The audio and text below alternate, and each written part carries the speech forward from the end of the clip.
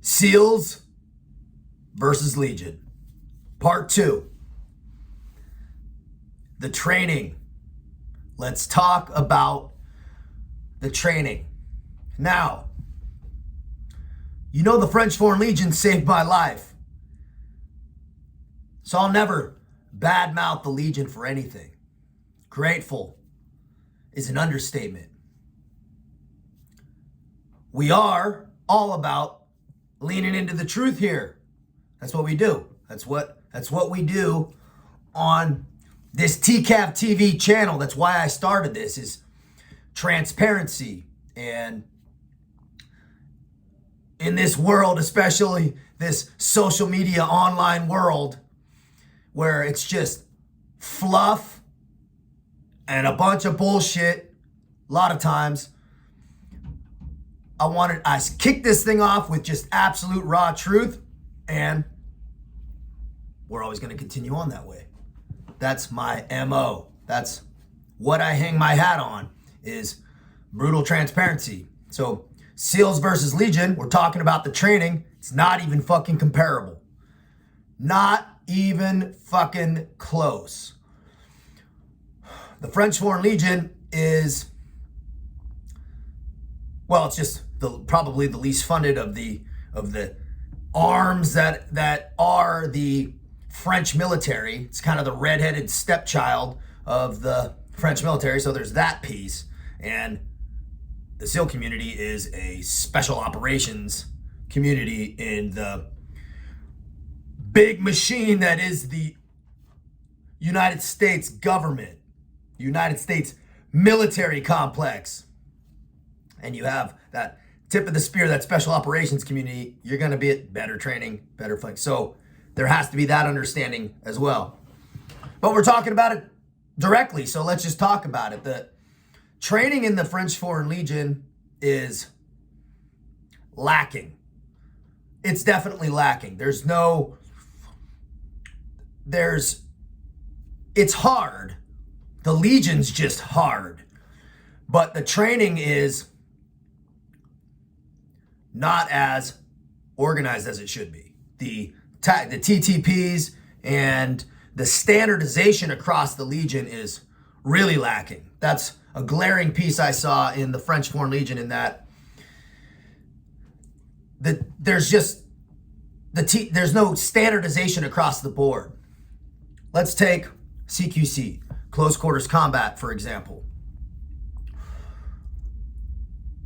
SEAL community, the TTPs are across the board. Everybody's going through SQT. All that information's getting funneled down from the top. You guys know what I'm talking about. From the tip of the spear, all that combat experience, all of that knowledge is getting pushed down, and it's getting very cleanly pushed down. It's getting funneled down. It's getting talked about in rooms. Very specifically, it's getting standardized, it's getting written down in books, and then it's being taught to cadre, and instructors, and being pushed down, and it's uniform. It's important that that uniformity is so important, because everybody's operating on the same sheet of music. Now, in the French Foreign Legion, it's like secondary. It's kind of whoever the team lead is at the time, what they're kind of feeling in the house. That was not good. That is not good. And there's no center group where information's gathered, right? In the French Foreign Legion, all training is conducted at Castelnaudary, the 4th Foreign Regiment, which is kind of near the Spanish border. And that's where all instructions, you would want all, like, close quarters combat, all those type of things, guys getting funneled through there. At least the instructor staff is getting funneled through some type of uniform pipeline. That's just not happening in the French Foreign Legion. And so it's left up to each individual regiment, and even there's not some cohesive sheet of music that everybody's playing on. And so then it just gets pushed down to the companies, and they're not even operating on the same sheet of music. So it's just getting pushed down into each individual group and the chef de group or the team lead sergeant. That's what's happening. And then I'm just giving close quarters combat, but that's across the board for pretty much everything. Any type of tactical maneuvering they have some grouped up stuff regarding vehicle movements and things like that, but it's not as organized as it should be. In the SEAL teams, it was organized, man. Very, very uniform. You have, and it might be it's a community-driven thing. A lot of combat, a lot of experiences, a lot of combat and experience in the French Foreign Legion, but it hasn't been encapsulated as well as it could have been or as it should be. So going through cells in the SEAL teams, training cells, it was organized, man. We were getting debriefed on how we presented operations. We were getting debriefed on how we conducted training, how we did our PowerPoint slides. Right? It's a little different than the French Foreign Legion. You're not really working on computers and stuff. But there was a system. We talk about the system, the importance of a good system. There was a system to the madness. It was orchestrated and very, very organized. French Foreign Legion is kind of like, okay, do some training and then maybe we'll talk about it. That's another piece, which is lessons learned. Lessons learned are huge in the SEAL teams. Massive. They're written in blood, and guys are serious about it. Those lessons learned, those AARs, those after action reports are massive, as they should be, because mistakes are made, and a lot of times are written in blood.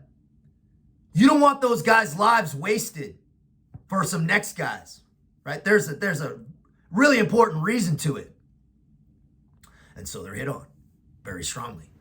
And you're debriefed hardcore. And it's grouped up and it's formalized, right? It's very formal how those debriefs go down. Those hot washes. It's, what did I talk about? Rogering up. Everybody raising their hand saying what they fucked up, what they did wrong. Guys pointing out what guys did wrong. And you gotta have thick skin. This isn't little boy world. This is fucking, hey, good job, Johnny. This is, hey man, you fucked that up, man. If you do that in real life, people are in a real operation, people are gonna fucking die. People aren't fucking around, man. And in the French Foreign Legion, it's like there's a lot of emphasis on saving face, especially with the French officers. It's true. Their ownership is not pushed, at least in the French Foreign Legion, because we're a bunch of foreigners. They're French officers. I don't think I ever saw a guy go, oh, I fucked that up. Never. Leadership-wise. It's just not talked about. If something's fucked up, they just brush it off. Nobody even mentions it. That's not good. That's not good. And I'm talking about training specifically, right? Even operationally. Nobody's rogering up and owning their mistakes. It's just the culture's not there for that. It's more about saving face than actually owning mistakes, which is not what you want.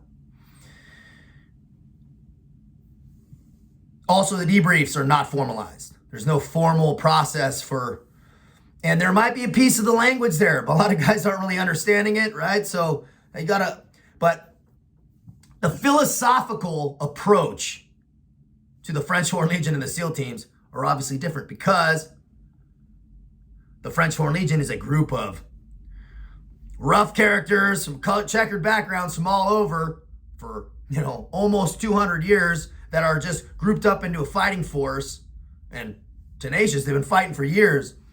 But the culture is very thumb on.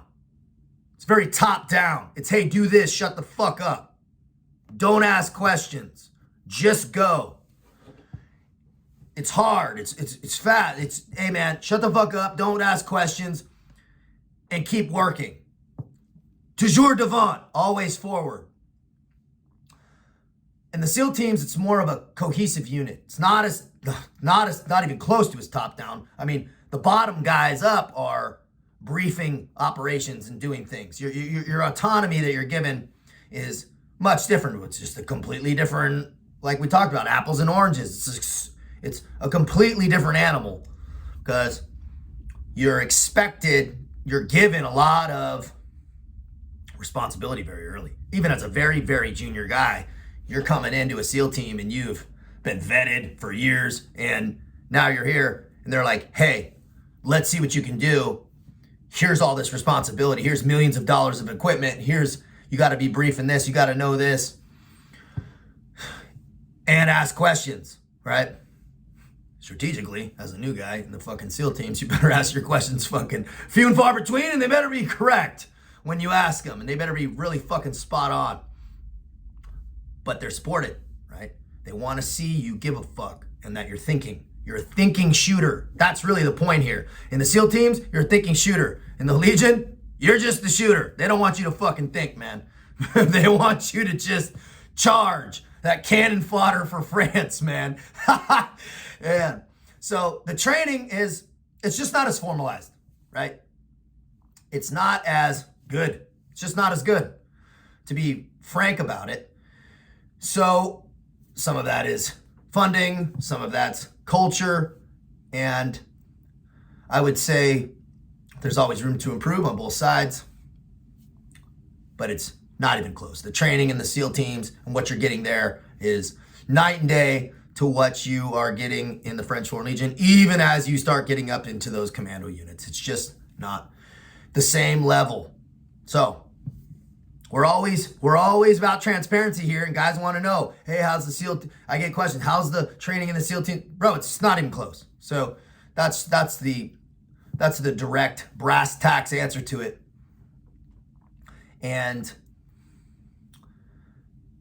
regardless of what the training was, it's how you approach the training that matters, right? So I would always try to put in with guys when, especially junior guy, we'd be out in the woods kind of doing some really basic movements, and it's kind of left to our own devices to kind of figure it out. Hey, let's train, man.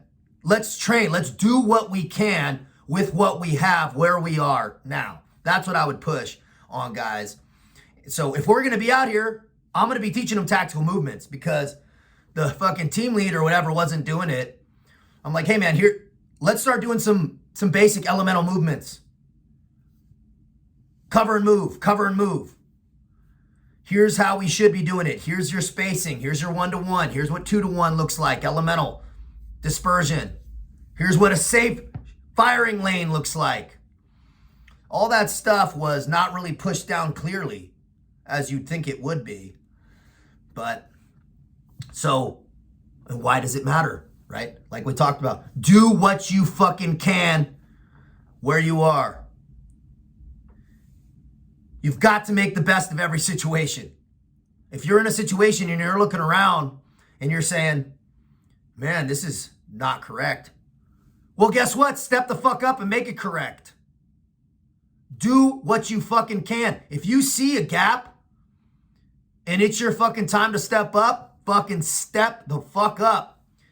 Everybody's got to be ready to lead. If you're not ready to lead, if you're not ready to take the stage, man, get back to work then. Because you always have to be ready to take that fucking stage. Take those reins if life presents itself, man. If you're just kind of riding gray, man, riding in the back, letting fucking other people do the shit, you're wrong, man. If you're a man in this world today, you better be ready to fucking take the reins. Because one day it's coming, bro. One day you're going to be the man of the house. One day you're going to be running a family. And what I see a lot today is a bunch of little boys trying to be a head of a household, man. Straight up. Get prepared now. Get prepared ahead of time. Or if you're already in that position and you realize you're lacking, fucking get at it. Get at it. Start getting disciplined. Reach out to somebody for help if you need it. Right? That's the smart man. That's the smart man that does it. Take your situation and make it better. Take where you're at and make it more gangster. Make it more legit. Because it's up to you, man. Don't look to the next guy to do it. It's your job. If you see it, guess what, man? It's all you, bro. Be smart. Out here.